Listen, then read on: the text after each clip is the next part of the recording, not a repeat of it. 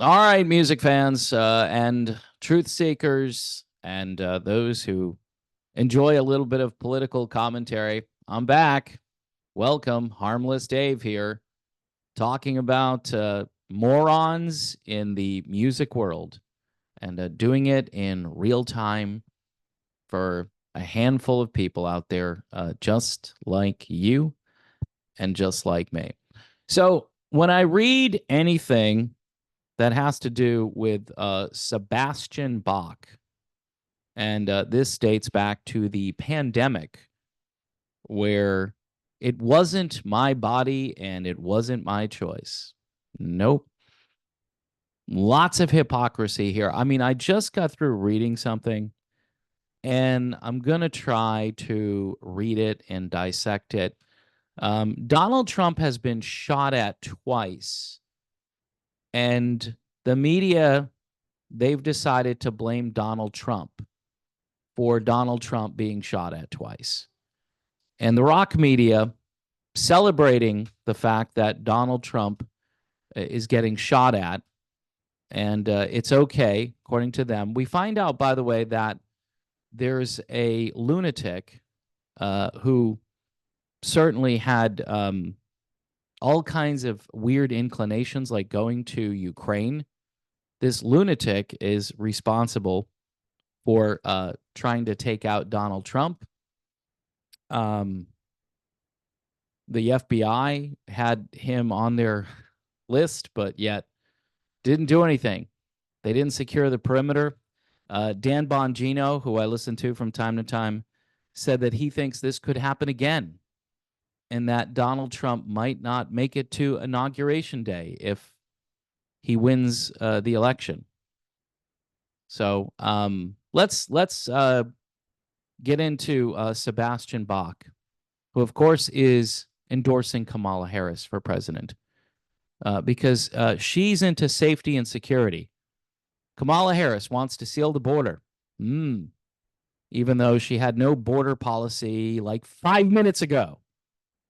All right, so he's come out and he's publicly endorsed, and he wears a T-shirt that says F Trump, F Trump. It says F Trump like 6 times. All right. And he's starting to look a little grandmotherly with the long hair and stuff. I would suggest a haircut and maybe a low carb diet. You know, that's just me. I don't know. Anyway, so he says, I don't tell people what to do.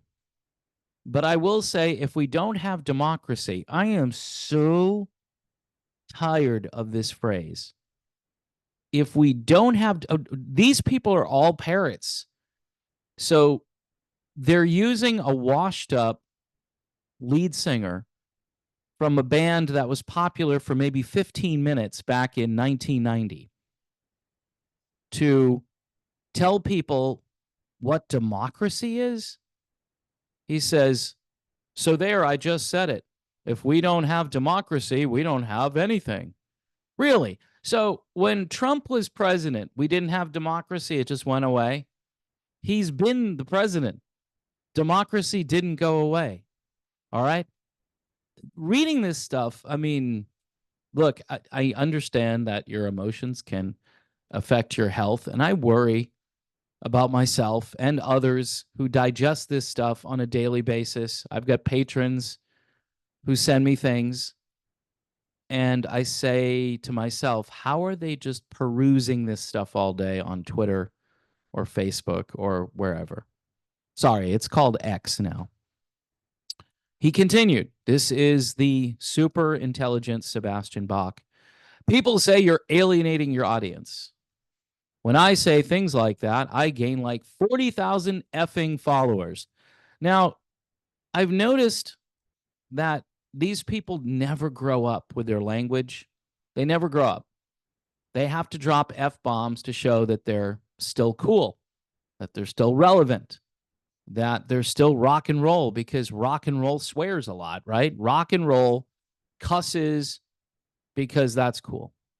And you have to use the F-bomb as an adjective to describe the next word. And they're effing followers. They're not 40,000 followers. So he goes on to say, this whole don't alienate people. There's only one side that is effing, here we go again, alienating people. There's only one. There's only one. The other one is actually uniting people. Oh, okay. Kamala, who can't get through an interview. People are dying to know, like, what does she think? What does she believe? What are her plans other than telling us about her childhood and her mother? So how are you going to lower prices? Well, I come from a middle-class family. And my mother, she worked really hard. That's awesome. My parents worked hard too. I came from a middle-class family. I don't know how that's going to lower gas prices. You have to do a little bit more to convince me there, Kamala. So he's explaining how he's not losing his audience, and then he says to F off. He says, I don't want that 50%. The 50% of people who might have listened to him or cared about his music. He doesn't care about those 50%. He says the 50% is not cool enough to listen to Sebastian Bach. So go F yourself. So he dropped like 4 F-bombs in one paragraph because he's really cool. Elaborating on why he feels a need to speak up, Sebastian says this, I just have a problem when I hear people say, I don't want musicians to say what they believe in. Here's a little more precise critique of this. I don't want stupid musicians saying things. If you're going to compare Sebastian Bach to Ted Nugent as far as intellect, oh, that's hilarious. That's funny. Imagine a debate between Sebastian Bach and Ted Nugent. It'd be funny. He goes on to say, I don't want musicians to say what they believe in, or he doesn't want people saying that. Just shut up and sing. By the way, hat tip to Laura Ingraham, who came up with that as a book title years ago. He says, I've got 2 words for you, Black Sabbath. Okay. When I listen to a song like War Pigs, so he likes War Pigs. Okay, Sebastian. Do you know that War Pigs is an anti-war song? And who's the candidate that Raytheon, Northrop Grumman, General Dynamics, who's the candidate that they want for this election? Who is it? Not Donald Trump.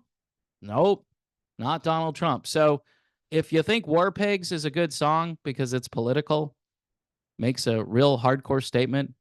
By the way, none of the current crop of so-called hard rock musicians have the testicles to be anti-war.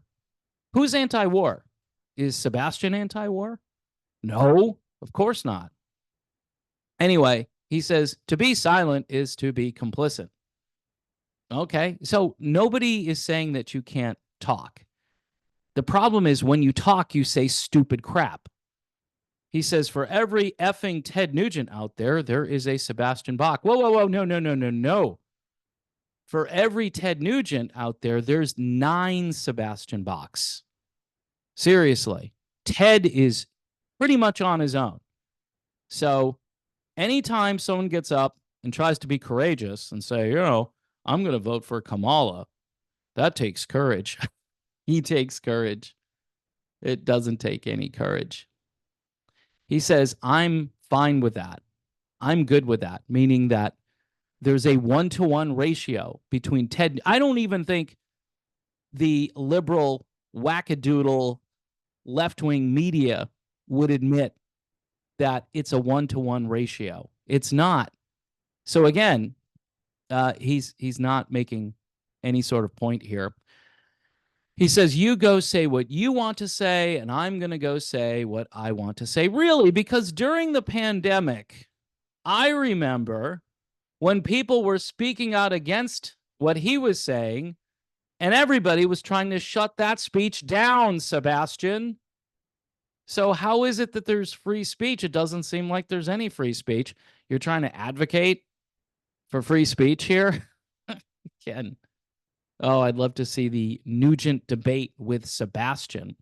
Bach, here we go with the cut and paste journalism here. Bach frequently criticized Donald Trump's policies in interviews. So, what did he not like? The low gas prices, the fact that people might go to a concert because they've got some disposable income, which would probably help his cause. No, I don't know. I don't understand what they didn't like. The fact that we didn't get into any new wars, and Trump, by the way, had an organized way to get out of Afghanistan without the humiliation and the 13 dead soldiers.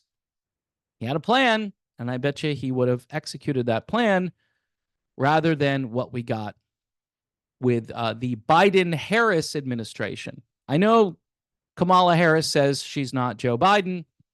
She's currently the vice president. So if she has a plan to enact lower prices, she could do it right now. Same thing with the southern border. You want border security? You want to start building that wall? Why wait until January to do that? You could do it right now. So anyway, Trump's policies and interviews in July of 2020, he told Esquire that he missed smarts in the White House. You know, there's a difference between book smart, and I'm not saying Trump isn't book smart, but there's wisdom, and then there's a bunch of useless knowledge and fancy verbiage, which pretty much all of the politicians out there know how to string a bunch of words together, except for Kamala Harris, who seems to not be able to do that. John Fetterman has some issues, but, you know, he had a stroke. He probably had a Pfizer-related stroke. I can't watch footage, he says, of JFK from 1962, he said. Funny, because that's weird. He says because he'll cry because the MFer, again, is so cool and so smart and hates racism. He's talking about JFK. Well, you know, there's this guy who's like the nephew of JFK. His name is RFK Jr., and he endorsed Donald Trump for president. Hello, is this is on tonight? Is it on? Just checking. It might not be on. This might just be me talking to myself, and so if this doesn't come out, then you'll know. He says he misses JFK because he was so smart. Funny because, you know, JFK's policies align more so with Donald Trump than they do with Kamala Harris. Hence, this is why you have Tulsi Gabbard and RFK Jr., and you've got you just had a Democrat in California the other day. Democrat congressperson defect and become a Republican. Yep.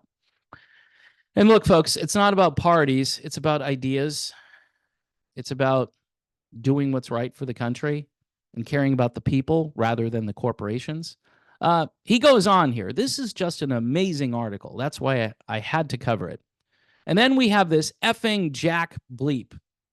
Okay. And of course, he's talking about Trump again. And it's just not fair to the country. I put Barack Obama in the same category. When I watch him speak, it rips my heart out because he makes you feel so safe. Barack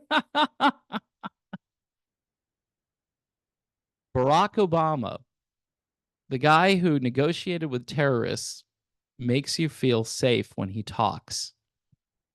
Okay, check. Where's Ted Nugent when you need him, right? Hey, Uncle Ted, where are you, brother?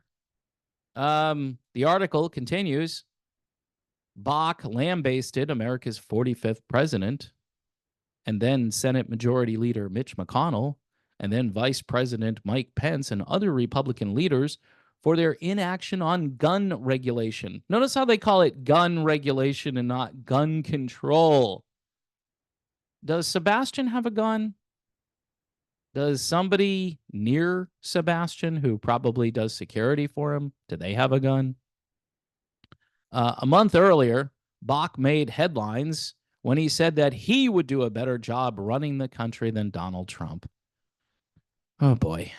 And they go back to when Sebastian revealed that he voted for Hillary Clinton in the 2016 U.S. presidential election.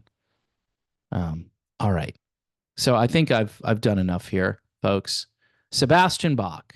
If you're getting your medical advice from Sebastian Bach, I feel sorry for you. If you're getting your political advice, I might feel even more sorry for you if it's coming from Sebastian Bach, who probably should retire pretty soon. Probably should. I mean, Kevin Cronin, he's done with REO.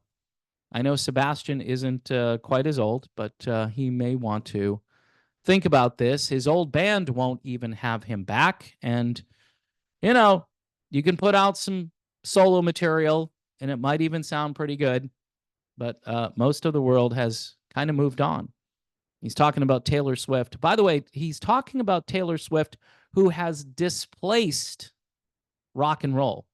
She single-handedly has replaced rock and roll. And it doesn't seem like anybody really cares. So, yes, of course, Taylor Swift is voting for Kamala Harris. And if you think Taylor Swift is a political figure, she's not. They're just using her name. And so they'll get mindless people who have no idea that Kamala Harris flipped all of her positions. And by the way, she never officially flipped any of her positions. What she said, if you listen to her, is that she hasn't changed her values. And, she's got surrogates out there who say, well, I won't ban this, or no, my positions have moderated, or whatever.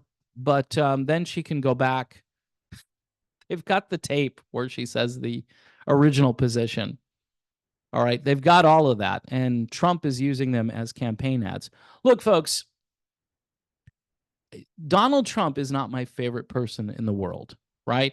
If I were to design a presidential candidate, he'd be more like Ronald Reagan than he would be like Donald Trump.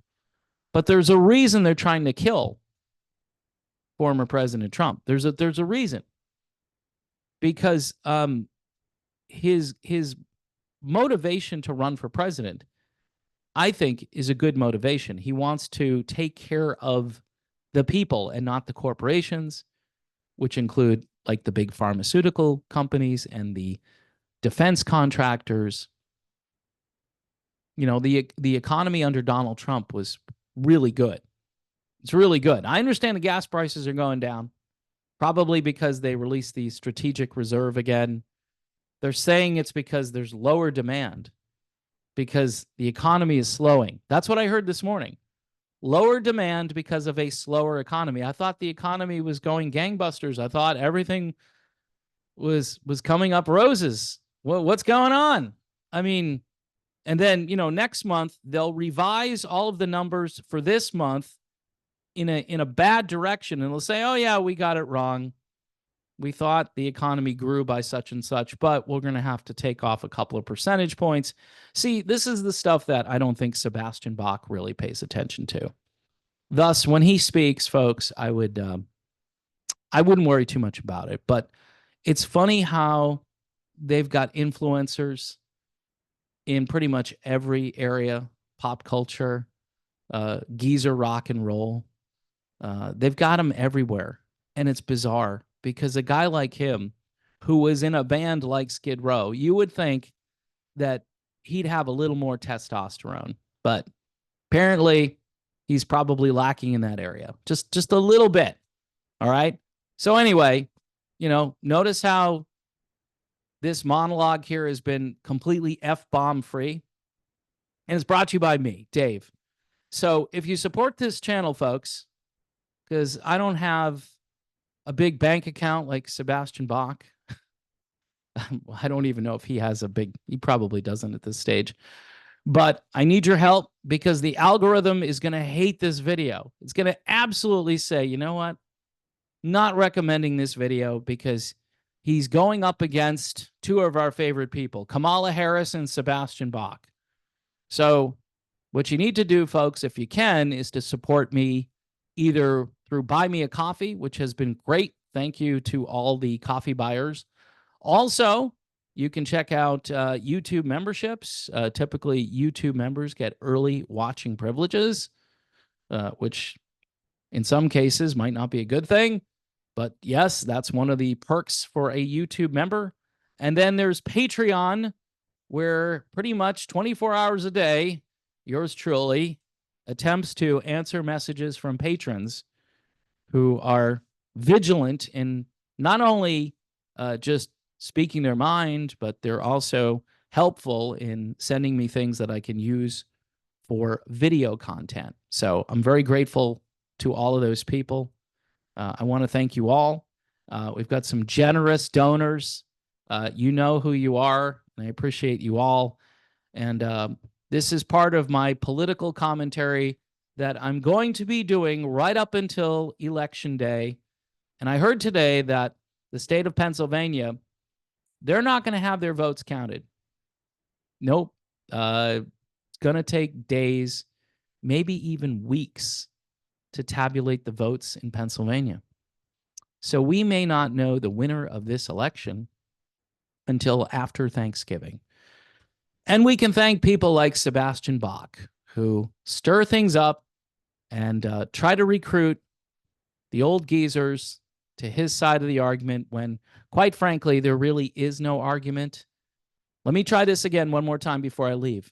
You either want lower gas prices, lower interest rates, lower food prices, a secure southern border, or you want what we've had for the last 4 years.